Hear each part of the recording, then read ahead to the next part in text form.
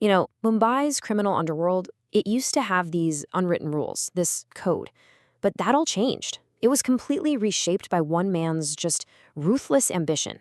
Today, we're going to trace that story.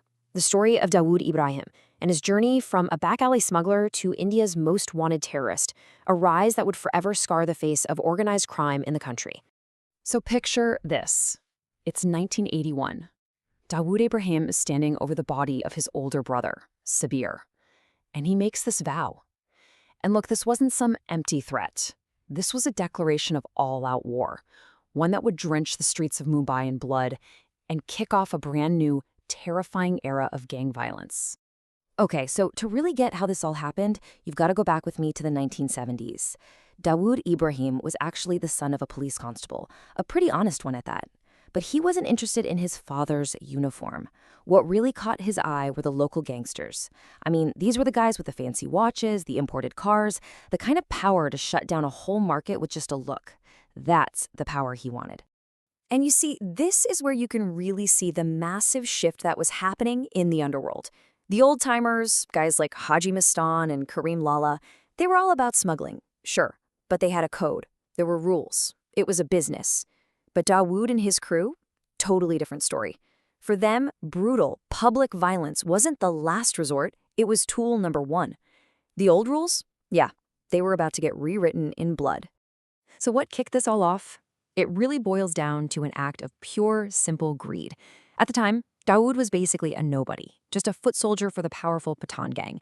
They shake down someone for 2 lakh rupees, which back then was an absolute fortune, and Dawood's the guy they send to pick it up. But he just couldn't help himself. He skimmed a huge piece of that pie for himself, and that single decision, it was going to change everything. Well, as you can imagine, a betrayal like that doesn't stay quiet for long. And the payback was, well, it was severe. It pushed Dawood to do something that would end up creating one of the most notorious criminal syndicates the world has ever seen. So when the Pathan bosses found out he'd stolen from them, they decided to make a very public example out of him. He was dragged in front of dozens of other gangsters and beaten with fists, with boots, with canes, right there in front of everyone, until he was just a mess on the floor. And as they threw him out, humiliated and broken, he made a promise to himself he would never work for anyone else again. From now on, he was building his own empire. And what was his next move? It happened that same night. He pulls his brothers together, Sabir, Iqbal, Anis, and Noura, and creates D Company. And the mission was crystal clear from day one. This wasn't going to be some small-time smuggling ring. Nope. This was going to be a professional criminal army built for one thing: total control.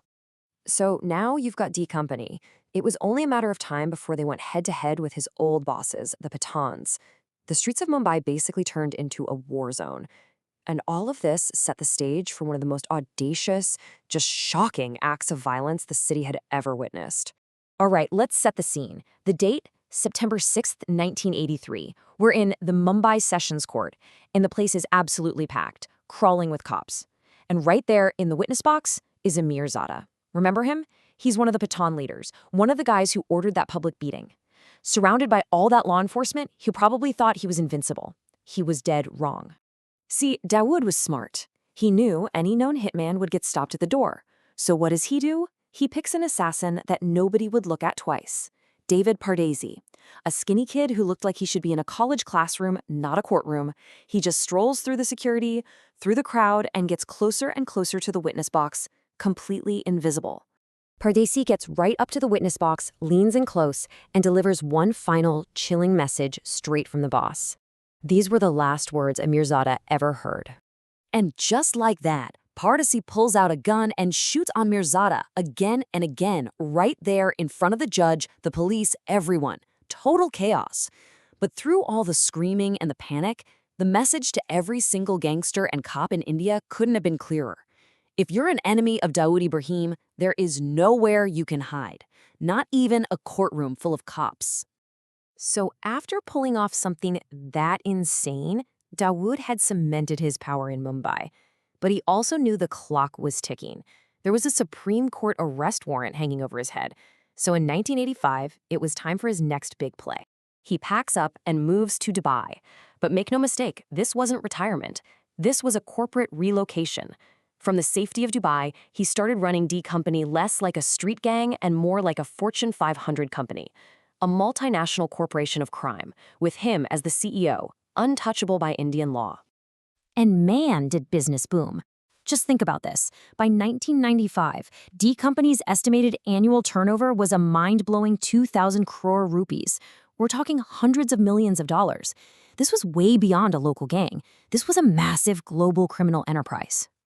And his business portfolio was incredibly diverse. I mean, he was into everything.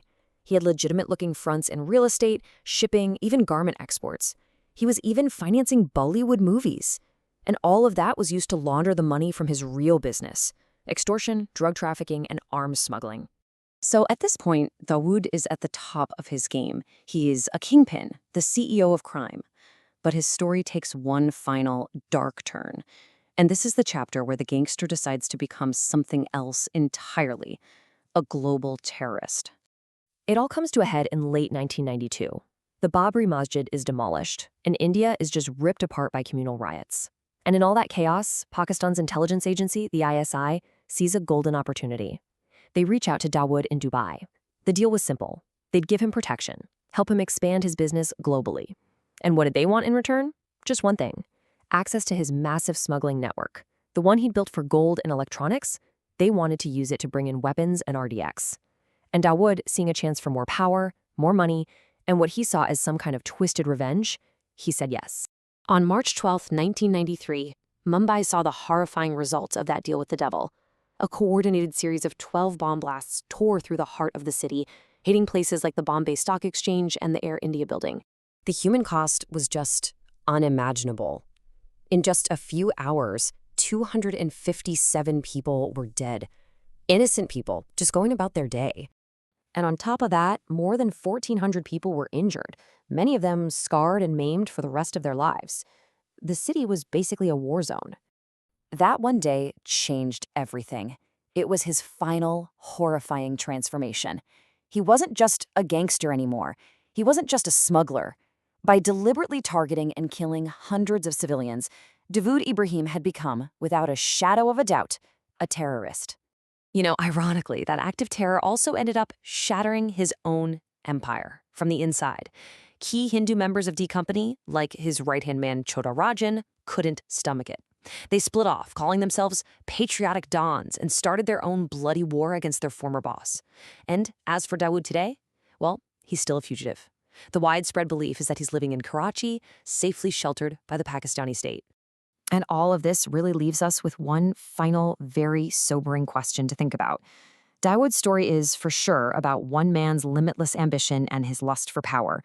But it's also a chilling reminder that when that kind of criminal ambition gets tangled up with big-picture politics, it's always the innocent people on the street who end up paying the ultimate price.